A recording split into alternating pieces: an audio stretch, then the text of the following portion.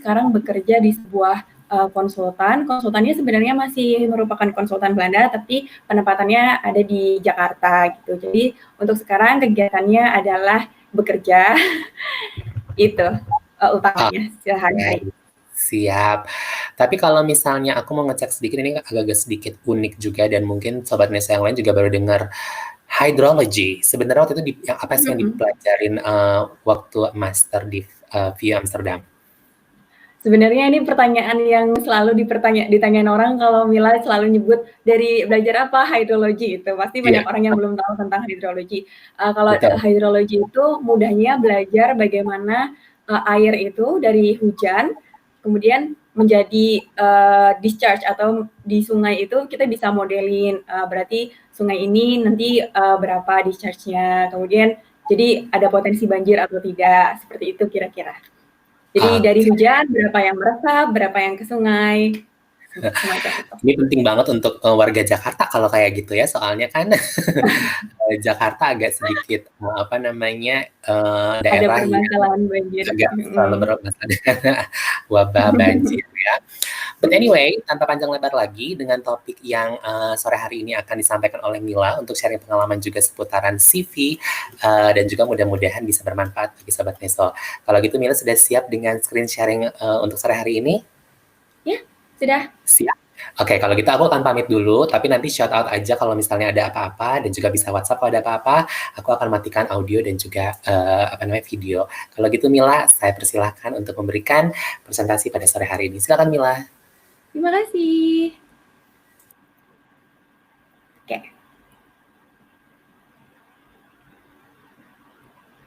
Teman-teman, apakah sudah bisa melihat screen saya? Coba boleh diketik. Oke, sayang sekali saya nggak bisa ngelihat teman-teman, tapi tidak apa-apa. Jadi tema pada sore hari ini composing resume for your CV, for your university application. Nanti sebenarnya saya akan menjelaskannya dalam bahasa Indonesia saja. Oh ya, tadi nama saya Mila. Kemudian saya lulus dari program hydrology Vrije Universiteit Amsterdam. Terus ini adalah email saya. Teman-teman, walaupun tadi Neso sebenarnya sudah mencantumkan email dan kontak untuk teman-teman bisa bertanya-tanya kepada teman-teman dari Neso. Kalau teman-teman nanti masih pengen berdiskusi tentang bagaimana cara membuat CV, teman-teman juga bisa email saya di email saya yang ada di presentasi. Nah, karena saya sudah memperkenalkan nama saya, coba teman-teman, supaya saya tahu kalau teman-teman mengikuti presentasi ini, ketik nama teman-teman di chat box boleh, nama panggilan saja.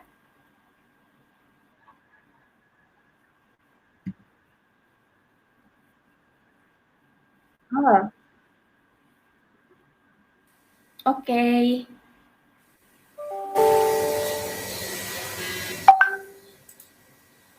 Sekarang sudah ya? Sedang loading, tunggu sebentar.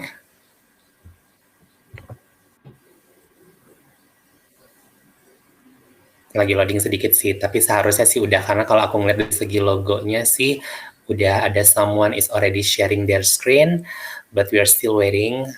Coba kalau gitu Mila bisa tolong pindahkan istilahnya dari slide satu ke slide berikutnya. Sure. Belum ya? Belum.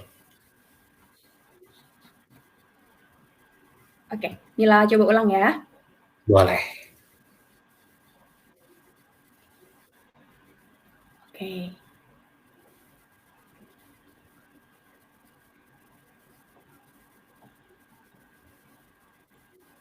Sekarang?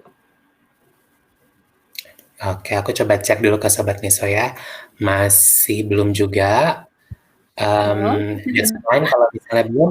Gimana kalau kita pakai yang udah aku siapin di sini kali ya? Oke. Oke, kalau gitu ini udah terlihat kali. Coba aku mau cek dulu Sobat Neso, udah terlihat presentasi dari Mila yang ada di presentation view? Sekarang udah terlihat. Oke, kalau gitu Mila udah bebas menggunakan yang sudah aku upload di Klik Meeting. Silakan Mila. Oke, jadi sebenarnya tadi Mila udah mention yang ini, boleh teman-teman kalau mau catat emailnya, nanti kalau misalkan mau ada yang tanya-tanya tentang tips untuk bikin CV. Itu aja. Selanjutnya karena Mila sudah perkenalan, boleh teman-teman ketik nama teman-teman di chat box supaya Mila tahu kalau teman-teman masih mendengarkan. Oke, Mbak Lailatul, Yohan, Nadia, Novina, Dian. Halo semuanya. Oke, sambil teman-teman ngetik, saya lanjut ke next slide. Nah, pertanyaan selanjutnya nih untuk teman-teman. Apakah teman-teman yang di sini tuh sedang ingin mendaftar untuk studi di Belanda gitu, atau mungkin studi di luar negeri gitu? Bisa dijawab dengan singkat A atau B atau C, ya atau yes ya. Oke, saya sudah bisa lihat kalau hampir kayaknya semuanya jawab A atau satu yang menjawab B. Jadi paling tidak emang semuanya di sini pasti akan membuat CV berarti. Nah, kemudian pertanyaan selanjutnya, apakah teman-teman sudah pernah bikin CV atau resume? Aduh, ini jawaban yang mana ya? Oke, next. Next ya, ini B, B, B, A. Oke, jadi ada yang A, ada yang B, ada yang pernah tapi hanya untuk bekerja. Oke, jadi ini lebih mix.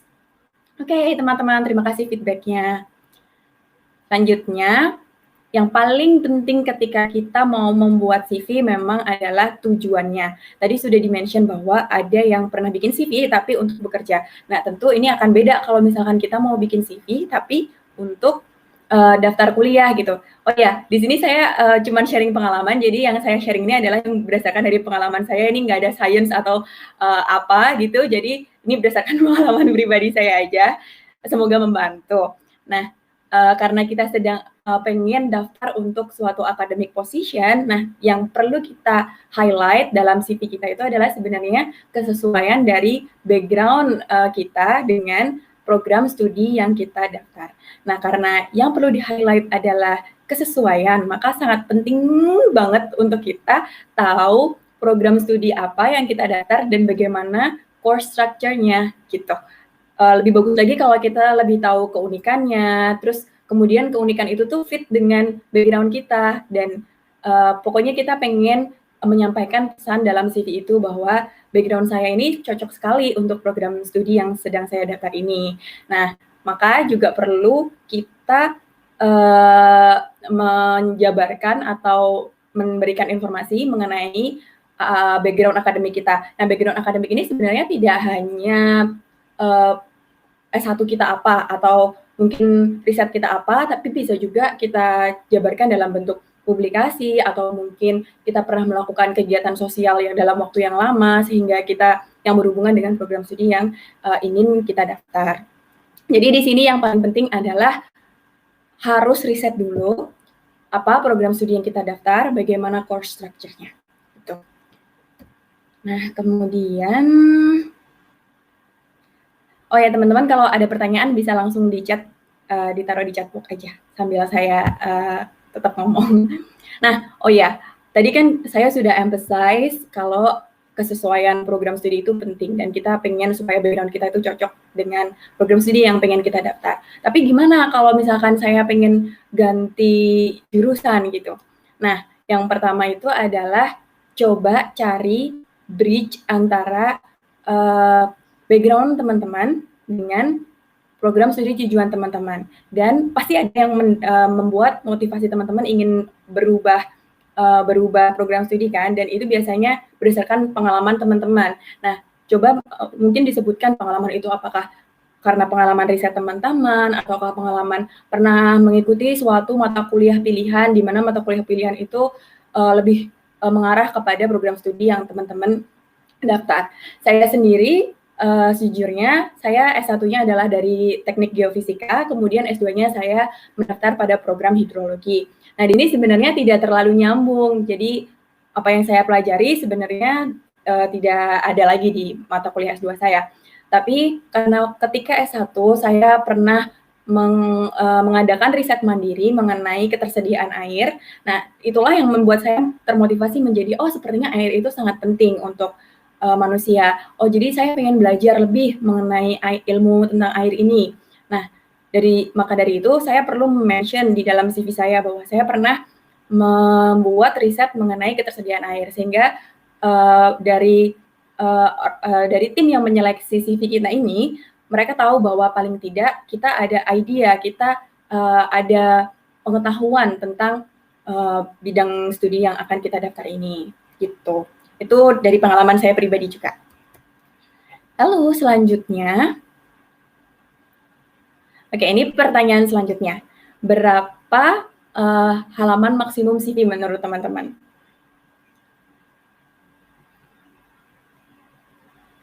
Oke.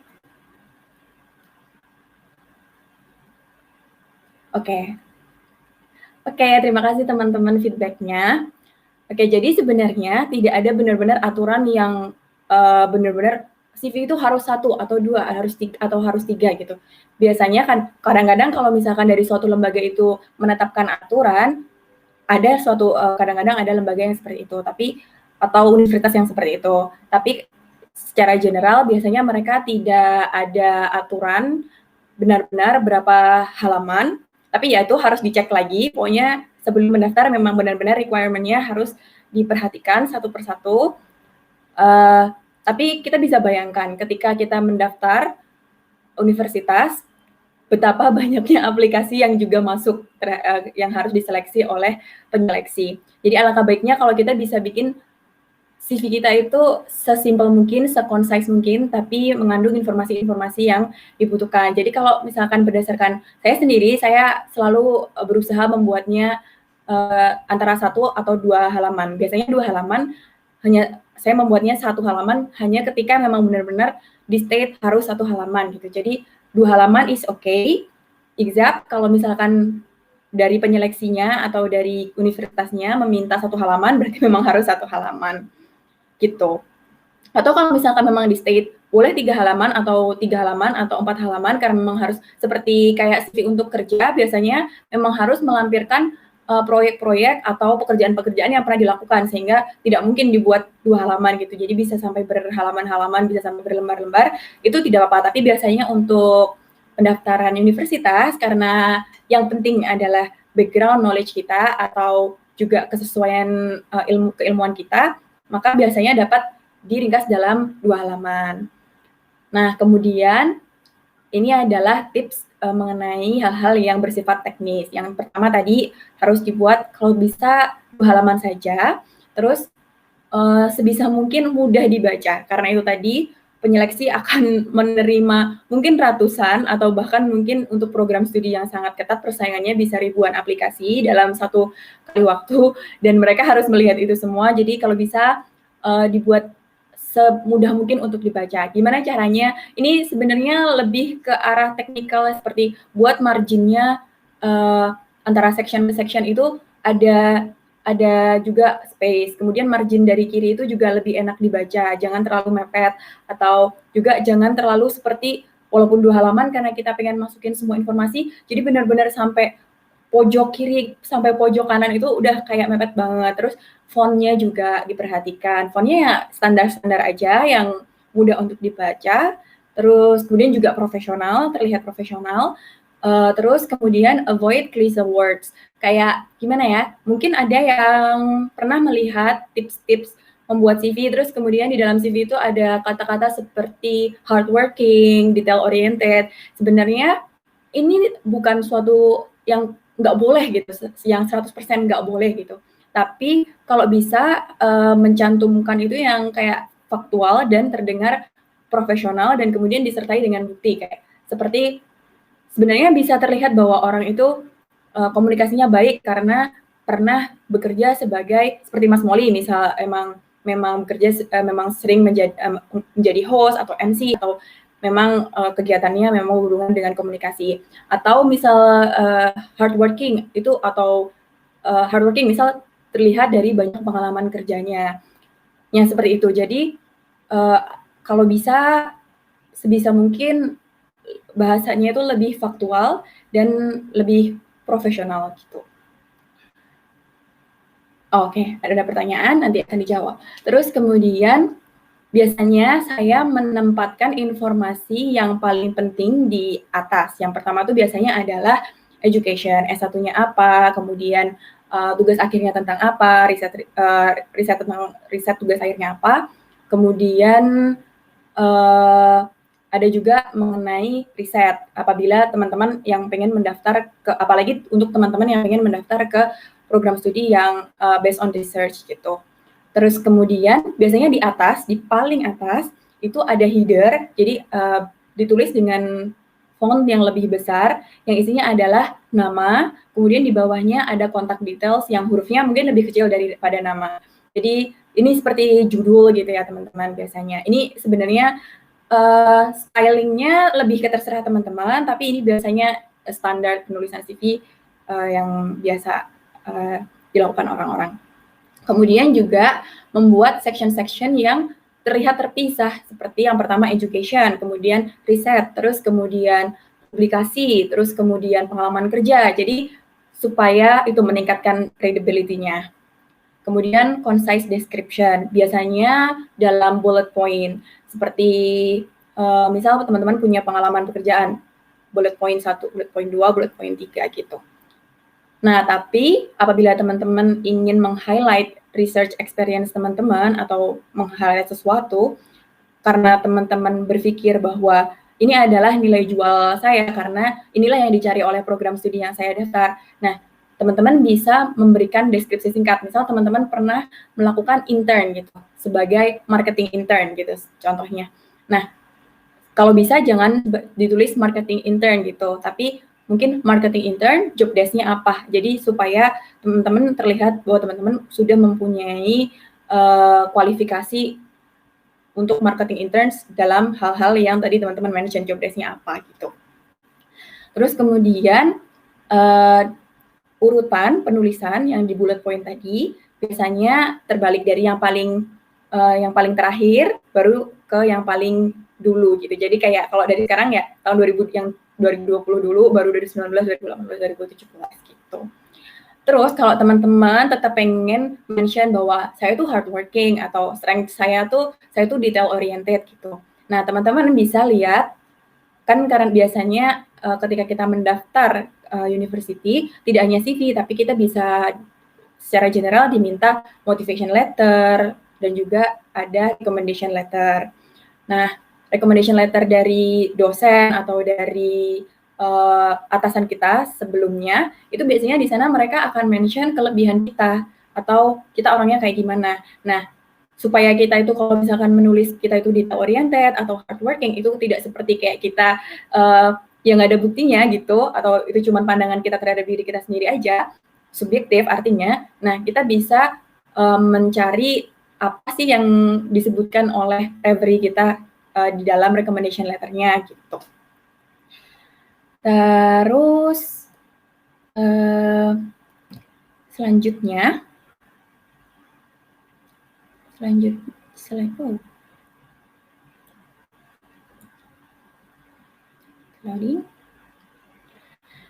Nah, kemudian apa saja yang biasanya ada di dalam CV? Yang pertama adalah personal information, yang tadi biasanya ada header dulu, nama teman-teman, di atasnya, kemudian biasanya ada alamat untuk alamat surat menyurat, kemudian nomor telepon, email address, terus teman-teman make sure bahwa email address-nya juga terlihat profesional gitu. Kemudian jangan, kalau di Indonesia mungkin lebih gampang ya untuk mengidentify yang profesional dan yang kurang profesional. Tapi biasanya kalau misalkan kita apply untuk di luar negeri, sebenarnya mereka juga tidak tahu bahwa itu misal kayak kalau Indonesia kita bilangnya alay gitu. Tapi hindari juga kayak email-email yang kayak terlalu banyak angka kayak nanti misal kayak Mila 12 lalalala.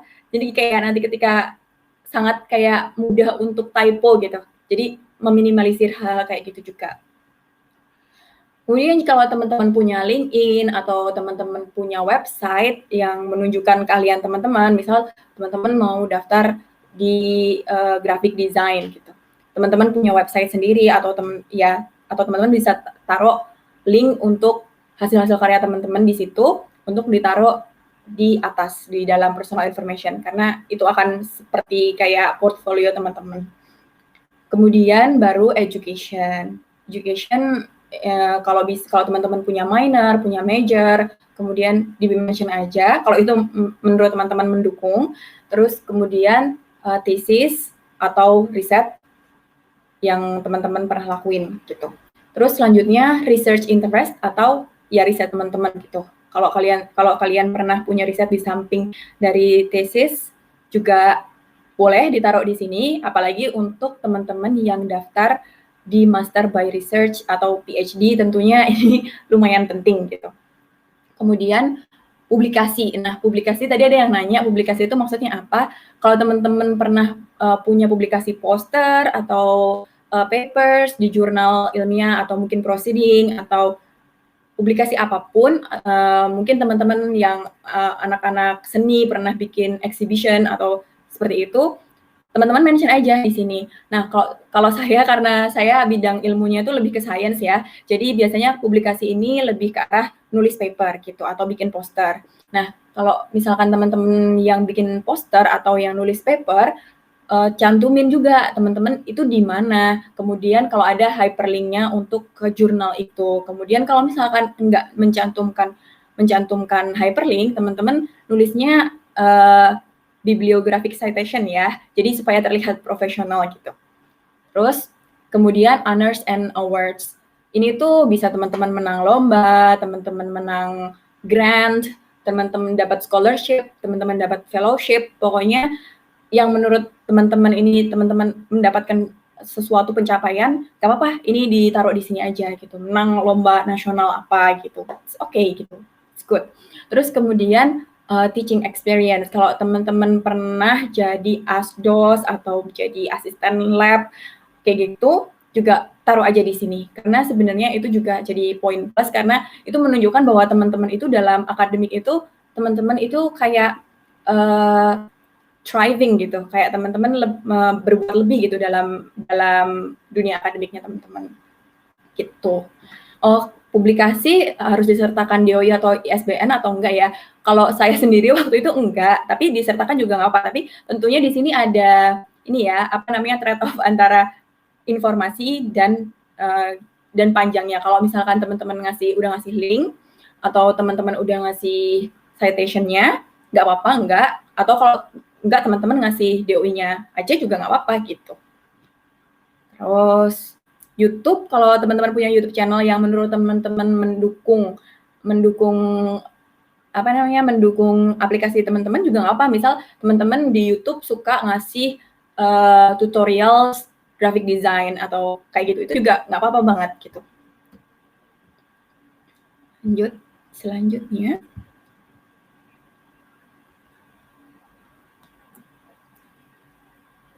Terus kemudian work experience. Nah, teman-teman mungkin sebagian ada yang lanjut dari S1 ke S2 atau S2 ke S3 dan udah punya work experience. Tentunya ini juga bagus banget untuk di-mention karena tentunya untuk academic position itu yang related itu nggak cuman kayak benar-benar kuliah kita atau riset kita, tapi juga work experience kita. Terus juga sama aturannya tadi, pakai concrete examples kalau bisa. Kemudian juga pakai bullet points. Terus yang ini, yang menggunakan action verb instead of using pronouns. Kayak, maksudnya kayak, misal saya sebagai asisten lab gitu. Nah, jadi saya nggak bilang kayak I do bla bla bla gitu, tapi kayak maybe kalimatnya lebih ke verbnya dulu, kayak do bla bla bla gitu. Mungkin bisa dipahami ya. Jadi nggak pakai subjeknya dulu gitu. Terus kalau teman-teman pernah training atau punya license or certification, itu juga boleh dicantumin. Kemudian kalau teman-teman punya computer skills yang mendukung, contohnya kalau misalkan yang paling general itu mungkin dalam dunia sains itu mungkin kalau misalkan bisa Python atau bisa MATLAB atau seperti itu, karena mungkin hampir di setiap dunia sains akan sedikit banyak akan pakai itu. Language skills, nah, teman-teman kalau misalkan ke Belanda biasanya udah tes juga. Kemudian membership, kalau teman-teman tuh punya membership dari organization yang related to what you want to study, seperti kalau misalkan teman-teman saya tahunya mungkin anak geofisika, jadi teman-teman akan jadi misalnya teman-teman jadi ikut membershipnya HAGI gitu dan sebagainya. Terus skills or interest teman-teman ini sebenarnya nggak harus, tapi it's good to also mention this kalau teman-teman masih punya space, karena di sini mungkin bisa nunjukin yang tadi kayak teman-teman tuh bisa berkomunikasi dengan yang lain. Kalau misalkan teman-teman naruhnya skills-nya teman-teman kayak punya organisasi di luar akademik gitu. Jadi ini yang lebih kayak semacam membuktikan bahwa misal teman-teman bagus komunikasinya, oh ya karena terlihat dari interest-nya teman-teman gitu. Terus kalau teman-teman punya dosen atau punya atasan yang ngasih reference terhadap teman-teman, bisa juga dicantumin. Tapi nggak harus juga, ini tergantung juga sama, karena kita sudah diminta ya sebenarnya surat rekomendasi juga biasanya. Jadi ini just in case kalau misalkan teman-teman masih punya space, nggak apa-apa diisi ini juga. Oke. Selanjutnya.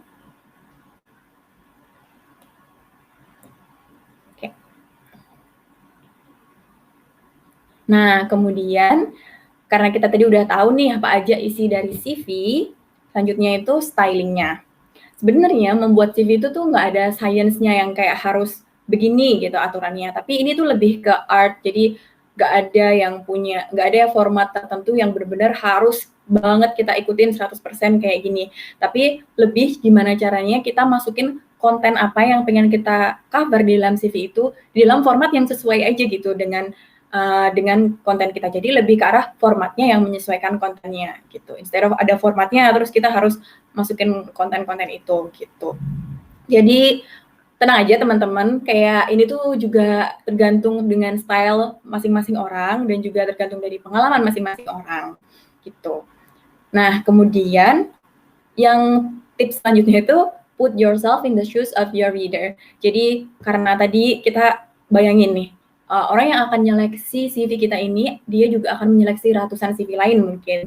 Jadi kalau bisa aku mau bikin CV yang pertama terlihat menarik gitu dan mudah untuk dibaca. Jadi walaupun menarik kayak tapi kurang enak dibacanya kan sama aja kayak akan memberikan kayak aduh capek banget bacanya gitu. Nah, kalau ada impresi nggak enak itu nanti takutnya nggak enak juga ya baca CV kita, informasinya nggak benar-benar tersampaikan, kayak pengennya di scanning gitu. Tapi emang sebenarnya karena orang yang menyeleksi CV kita ini baca banyak banget CV, mereka tuh biasanya mode membaca CV kita itu memang lebih ke arah scanning.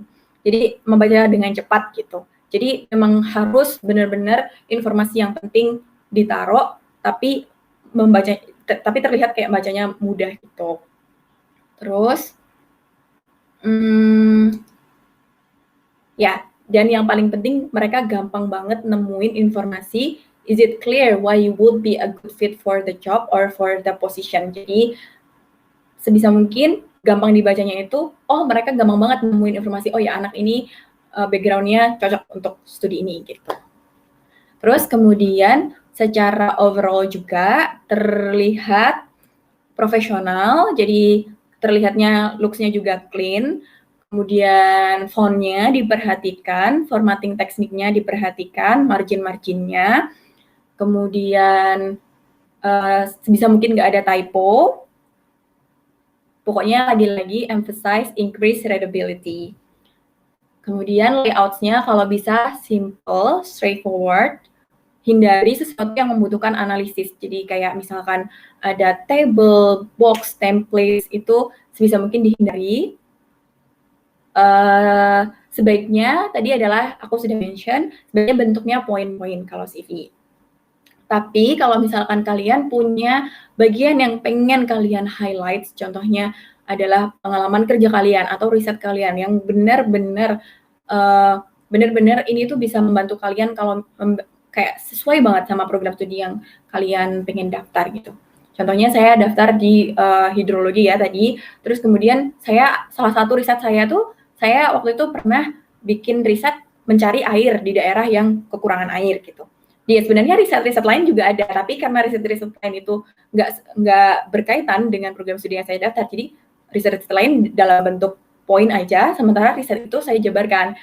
Kan nggak ditulis kayak risetnya hanya mencari air gitu, tapi mencari air di daerah bla bla bla untuk menemukan bla bla resultnya bla bla bla gitu. Jadi untuk nge-emphasize aja kecocokan kita dengan program studi yang kita daftar.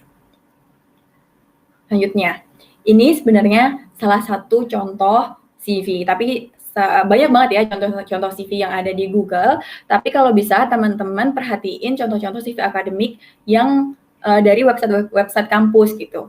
Nah, contohnya kalau ini dari McGill di Kanada. Nah, PR teman-teman adalah teman-teman lihat coba apakah teman-teman bisa nemu contoh-contoh CV untuk universitas di Belanda, apalagi untuk universitas yang specifically dituju sama teman-teman. Karena teman-teman pasti ini beda-beda banget semuanya mau daftar di universitas apa. Jadinya saya emang sengaja carinya yang di luar Belanda dan nanti teman-teman karena nanti pasti teman-teman juga akan tertarik banget untuk nyari yang kayak gini tapi untuk universitas yang di Belanda ya. Nah, ini yang tadi saya bilang ada header-nya. Header-nya tuh dibuat jelas nama teman-teman siapa, kemudian email address-nya dan juga alamat teman-teman.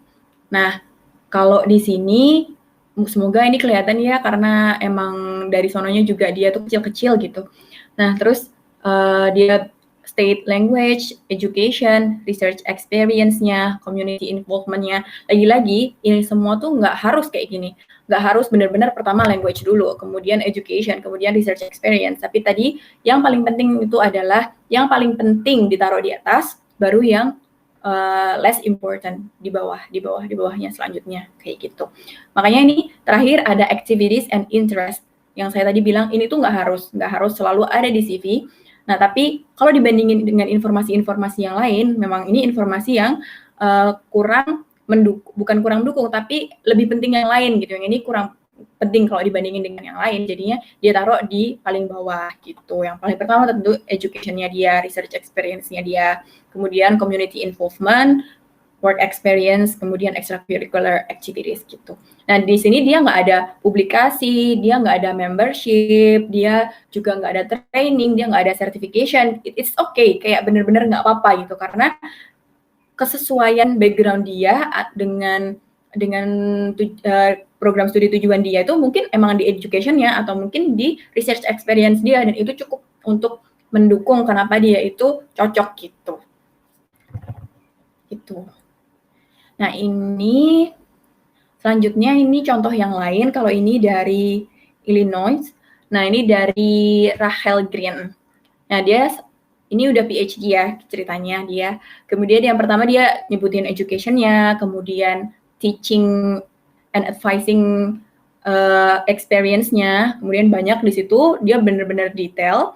Ini kayak satu job, kemudian dia benar-benar detail, satu job, kemudian dia detail, satu job, detail lagi, dan sampai research experience-nya juga sangat detail. Nah, mungkin ini dia ingin aplikasi untuk program postdoctoral supaya untuk suatu riset gitu. Jadi emang penting banget melihat apa tujuannya dan berarti informasi apa yang harus kita emphasize dalam CV kita gitu. Jadi di sini dia juga nggak mencantumkan interest-nya atau dia nggak mencantumkan skills-nya kayak dalam artian kayak dia nggak mencantumkan strength-nya kayak dia nggak ngomong detail oriented, hardworking kayak gitu, enggak. Dia cuma bilang, oke, ini yang sudah aku lakukan dan inilah background aku gitu.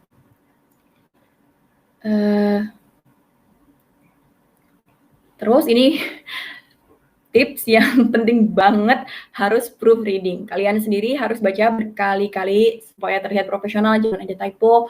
Terus kemudian kalau bisa kalian punya teman yang satu bidang, kayak bidangnya sama-sama science, bidangnya sama-sama art, bidangnya sama-sama economics gitu. Teman-teman kalian pasti akan lebih ngerti CV kalian dan apakah CV kalian appealing atau enggak. Coba minta tolong ke teman-teman kalian untuk baca CV kalian dan kasih masukan. Dan ketika buat CV, it's okay buat ngerevisi terus. Jadi kayak mungkin teman-teman nggak daftar satu kampus aja. Teman-teman bisa daftar kampus satu pakai CV yang ini. Kemudian nanti mau daftar kampus kedua. Nah, dalam masa-masa itu teman-teman nggak apa-apa revisi lagi, nggak cuma CV aja, tapi semua dokumen teman-teman direvisi terus, nggak apa-apa. Itu malah lebih bagus banget gitu. Terus pertanyaan, tapi aku lihat teman-teman udah banyak yang nanya di kolom chat, jadi aku skip. Oke. Coba sekarang itu aja sebenarnya yang bisa aku share sebelum nanti kita ke sesi tanya jawab bareng Kak Molly mungkin. Nah, kemudian sekarang pertanyaan aku.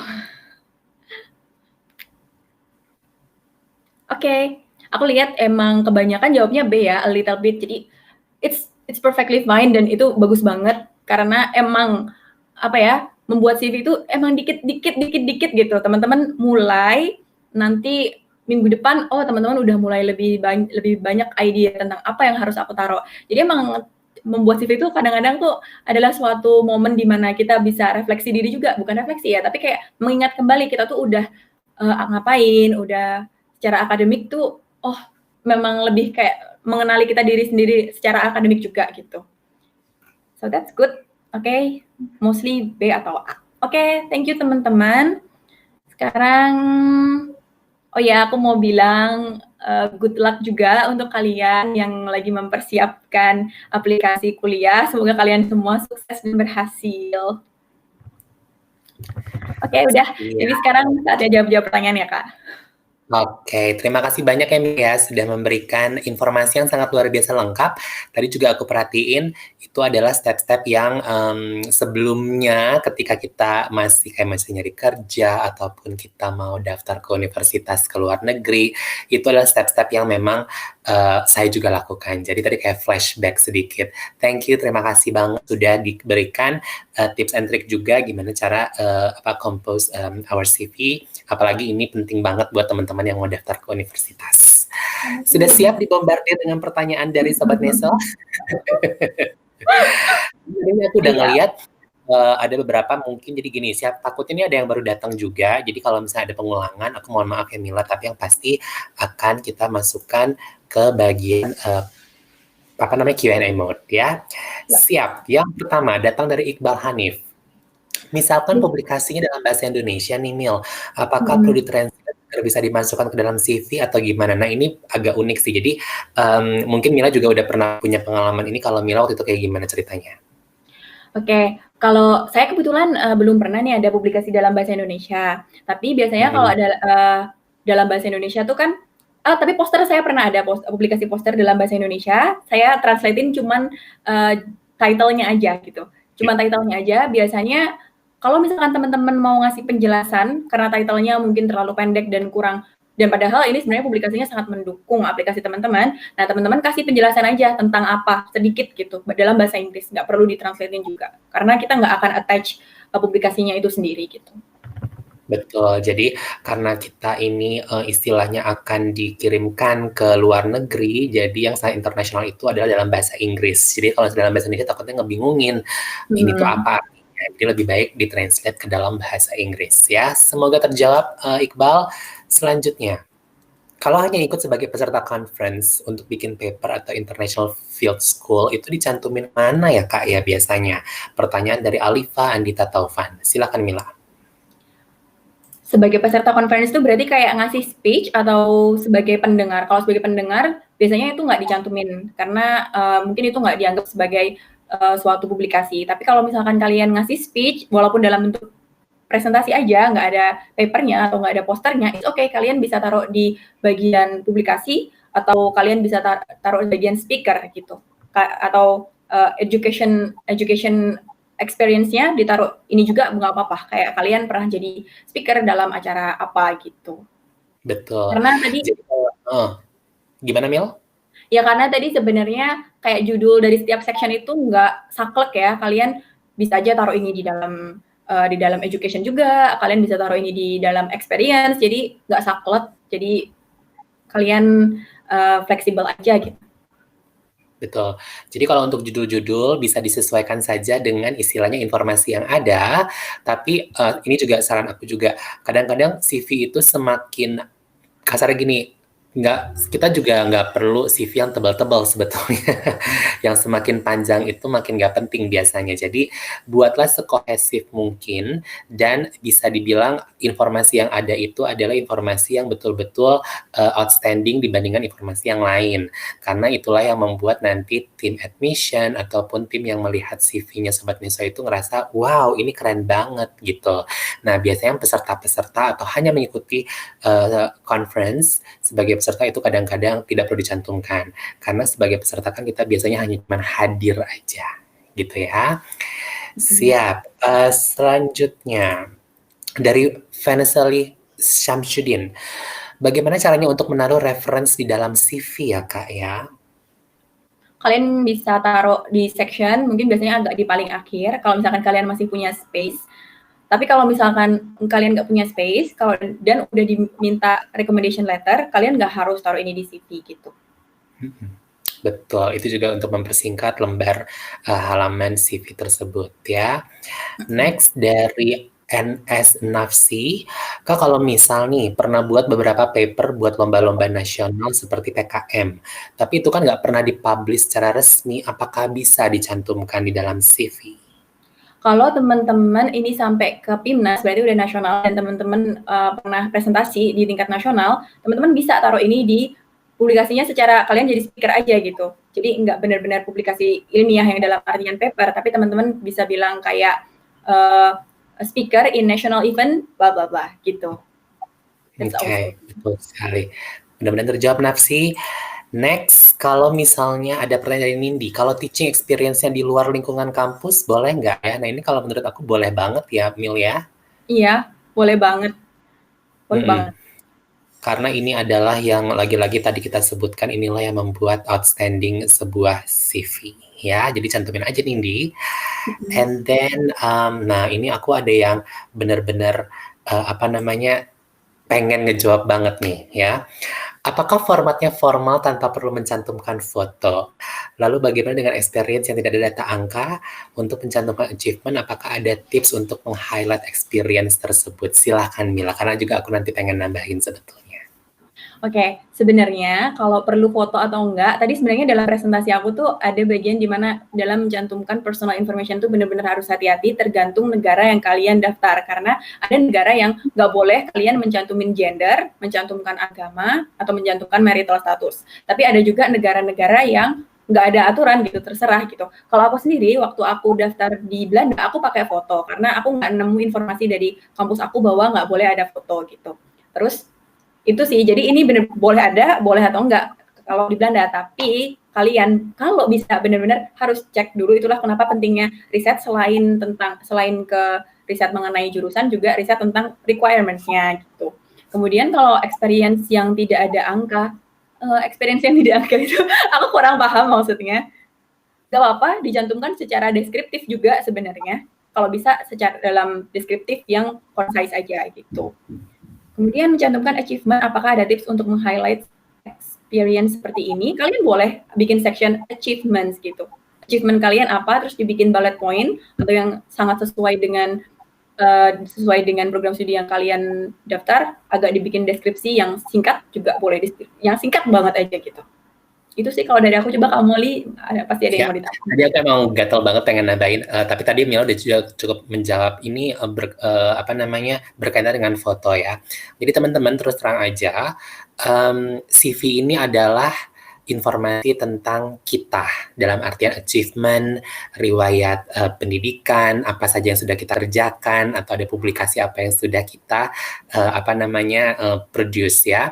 Jadi ini totally it's all about prestasi, it's all about informasi yang profesional. Ada beberapa instansi atau ada beberapa organisasi mungkin memang ada yang bilang tolong cantumkan foto. Sebenarnya nggak masalah, tapi terus terang aja kita tidak perlu mencantumkan foto karena yang tadi itu adalah otak atau apa yang sudah kita produce ya. Sebenarnya nggak masalah juga kalau organisasi pengen minta foto, it's okay. Tapi kalau nggak ada informasinya, nggak apa-apa juga kita nggak perlu mencantumkan ya. Terus misalnya ada experience yang tidak ada data angka. Mungkin kalau misalnya aku coba paraphrase atau istilahnya mencoba untuk ngasih penjelasan lebih dalam yang nggak ada angka, biasanya gini, memang dalam CV itu kita selalu mencantumkan angka-angka yang sudah kita achieve, dalam artian ini contoh kasus misalnya ya, dulu aku bekerja di katakanlah sebuah perusahaan profit, berapa sih sebenarnya keuntungan yang sudah aku achieve, atau KPI aku itu berapa, itu boleh banget di highlight atau boleh banget dicantumkan. Kenapa? Karena itulah yang akan dilihat biasanya. Jadi biasanya kalau misalnya ini kita ngomongin tentang admission ya ke universitas. Mila udah bilang banyak banget aplikasi yang akan masuk. Tapi highlight-lah yang ada angkanya karena nanti si tim admission ngelihat, wow, ternyata anak ini sudah bisa istilahnya achieve dalam kurun waktu segini dengan angka yang segini, itu udah bagus banget. Jadi buatlah sebuah informasi sesingkat mungkin yang membuat tim admission juga nge-scanning atau skimming CV-nya juga cepat gitu. Nah itu biasanya berupa angka ya dibandingin kalimat. Untuk mencantumkan achievement, apakah ada tips untuk meng-highlight experience seperti ini? Itu tadi, highlight-lah experience yang menurut teman-teman ini paling outstanding dibanding experience yang lain. Jadi experience yang benar-benar nendang banget itu di bagian awal, di bullet point paling nomor 1, selanjutnya yang istilahnya biasa aja atau yang nggak terlalu nendang. Tapi nggak masalah juga kalau pengen bullet points-nya atau highlight achievement-nya itu dibuat per tahun. Biasanya tahun yang paling baru diikuti dengan tahun-tahun yang paling belakangan atau paling lama biasanya. Jadi gitu, mudah-mudahan jadi masukan buat Hana ya. Terima kasih. Nah, ini ada yang agak panjang juga pertanyaan dari Dewi. Pengalaman berapa tahun terakhir yang disampaikan? Misalnya pengalaman kerja atau prestasinya udah 6-10 tahun yang lalu perlu disampaikan atau tidak? Dan bagaimana cara untuk memilah untuk pengefektifan sehingga tidak sampai berlembar-lembar? Yang kedua, untuk ke Belanda, adakah keharusan mengikuti format seperti CV atau Europass CV? Gimana nih, Mil? Oh, kalau misalkan nih, aku jawab yang pertama dulu. Kalau Boleh. pengalaman kerja itu, kalau se-resign mungkin dan itu yang paling relate, itu lebih bagus untuk ditaruh gitu, yang resign dan itu yang paling relate. Tapi kalau misalkan ternyata yang lebih berhubungan dengan program studi yang kita daftar itu yang udah 4 tahun yang lalu juga, ya itu nggak apa-apa di-mention juga gitu. Tapi nggak perlu yang sampai kita mention semua pengalaman kerja kita yang sampai ke belakang-belakang, kalau kita udah kerja mungkin selama berapa puluh tahun atau berapa belas tahun gitu, karena semuanya juga pasti akan tergeneralisir dalam suatu bidang gitu sebenarnya. Jadi keahlian kita akan kelihatan. Tapi yang paling penting emang lebih keefektifannya ini sih, karena percuma juga kalau misalnya kita mention semuanya tapi nggak mau dibaca gitu karena saking banyaknya gitu. Kemudian untuk ke Belanda haruskah mengikuti format khusus CV Eropa? Kalau dari pengalaman aku sendiri itu nggak harus. Tapi kalau misalkan kalian mau bikinnya tuh dimulai dari Europa CV, kemudian kalian kembangin juga sesuai yang pertama tadi harus dilihat dari requirement-nya ya. Kalau emang requirement-nya bilang harus Europa CV, berarti nggak harus pakai Europa CV. Tapi kalau nggak ada requirement itu, berarti sebenarnya emang kalian boleh pakai format terserah. Tapi CV itu ya secara in general sebenarnya ya kayak gitu tadi cara bikinnya, cuma beda-beda section yang harus di-highlight aja gitu. Mas Molly mau nambahin? Yes, kalau aku cuma nambahin buat Dewi adalah memang kalau misalnya udah punya pengalaman yang banyak banget, bener apa kata Mila, ntar akan tergeneralisir sendirinya gitu kan ya. Tapi kalau misalnya, kalau menurut aku sih, gunakanlah pengalaman-pengalaman yang benar-benar berkaitan dengan tujuan. Maksudnya kayak gini, kan kita tujuannya mau sekolah. Contoh kayak aku di bidang komunikasi. Nah, highlight-lah dan ambillah pengalaman-pengalaman yang berhubungan dengan bidang komunikasi. Soalnya ntar kalau diruntun semuanya, itu bakalan panjang banget terus terang gitu kan ya, dan saking panjangnya terus kemana-mana, jadi nggak fokus dengan tujuan apa yang mau dicapai gitu. Untuk sama seperti apa kata Mila, untuk Belanda apakah ada format Europa CV? Lagi-lagi memang kita harus baca karena terus terang setiap organisasi, setiap institusi dan setiap perusahaan yang ingin kita tuju itu pastinya akan mempunyai kebijakan dan pastinya akan mempunyai ketentuan-ketentuan untuk membuat CV. Jadi tolong dibaca informasinya sebelum diproduce CV-nya. Ya. Oke. Nah, ini pertanyaan menurut aku mewakili ke pertanyaan-pertanyaan yang lain. Dari Salsabila, misalnya kita mention prestasi atau pengalaman, kita perlu nggak sih melampirkan bukti seperti sertifikat? Nah, tapi bagaimana juga kalau nggak ada sertifikatnya? Gimana menurut Mila? Kalau dari pengalaman aku enggak sebenarnya. Kayak kadang-kadang bahkan yang kita sebut awards itu nggak ada buktinya gitu. Tapi ya ini namanya juga ini sebagai salah satu ya gimana ya, nggak perlu tapi ya jangan sampai kita mention sesuatu yang kita nggak pernah dapetin gitu. Jadi ya ini lebih ke diri sendiri aja sih, harus ya honest gitu, karena kemungkinan besar nanti juga bisa ketahuan, dan kalau ketahuan juga bisa resikonya bisa sampai di DO gitu, jadi ya buat apa. Iya. Kalau masukan dari aku, terus terang tidak perlu dicantumin yang namanya sertifikat, ya, karena lagi-lagi itu akan membuat tebal sebuah CV dan nggak akan dilihat juga ke belakang-belakangnya, terus terang aja, ya. Tapi nanti akan dibuktikan di interview kalau misalnya mau masukin ke pekerjaan. Tapi kalau mau masukin di yang namanya di universitas, terus terang ya, tim admission itu akan lebih jago untuk membaca CV yang nggak ada buktinya. Mereka akan ngerti sendiri.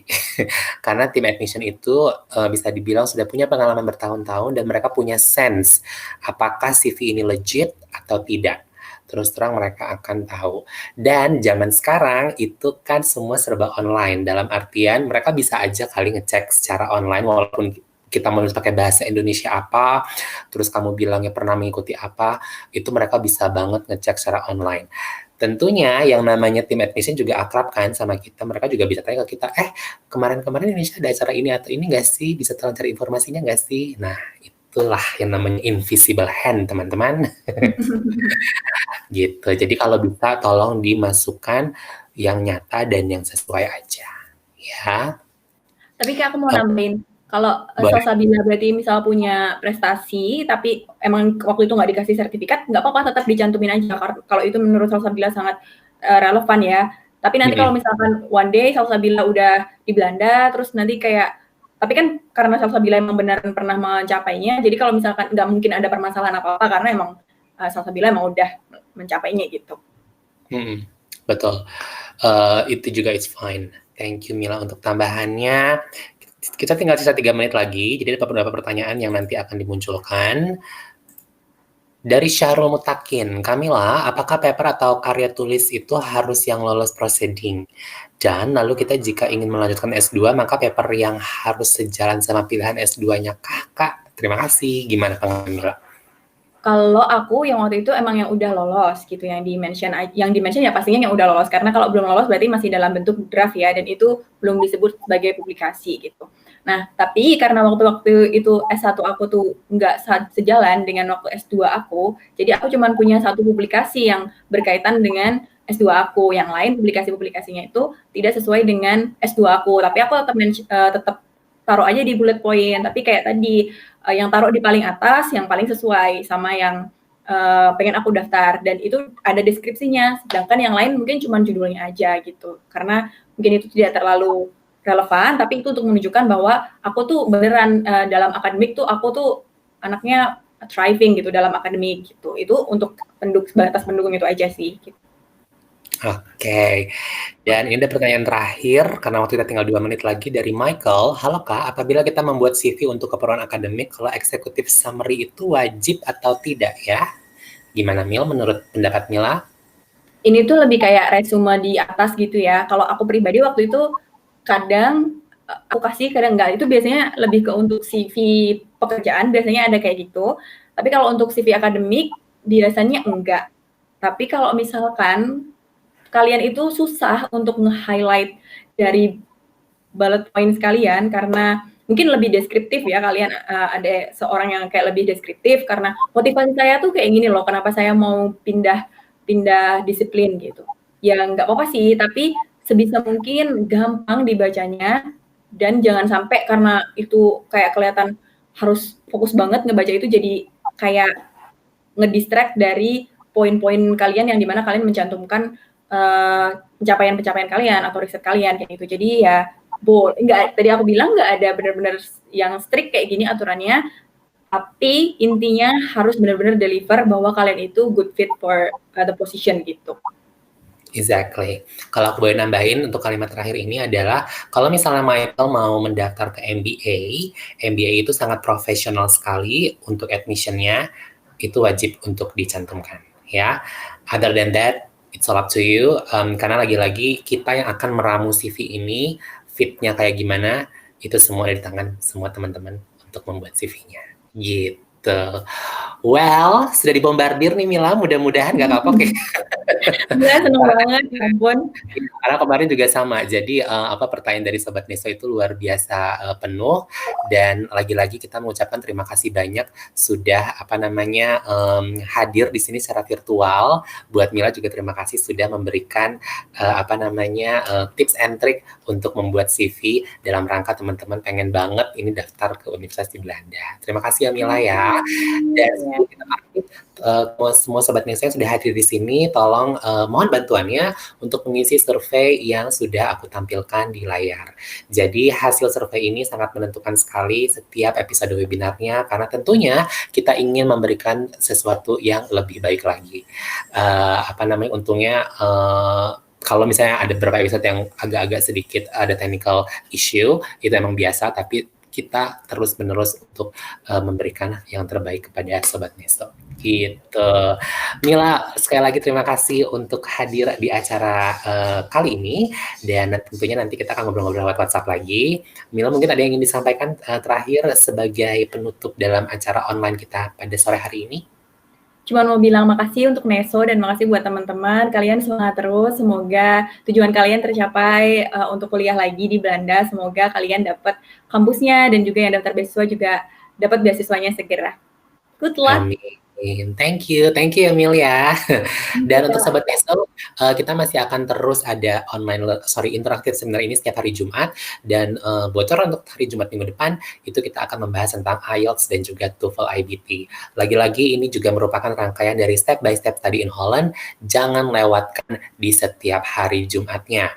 Dan kalau misalnya Sobat Neso merasa terlewati satu episode ataupun episode yang ini baru datangnya telat, jangan khawatir karena kita selalu upload ke YouTube channel pada pukul 18.30 di YouTube channel kita @Studi di Belanda. Oke, kalau gitu Molly pamit, kita akan ketemu lagi minggu depan, dan terima kasih semua yang sudah hadir. Selamat sore dan selamat berakhir pekan. Thank you, bye.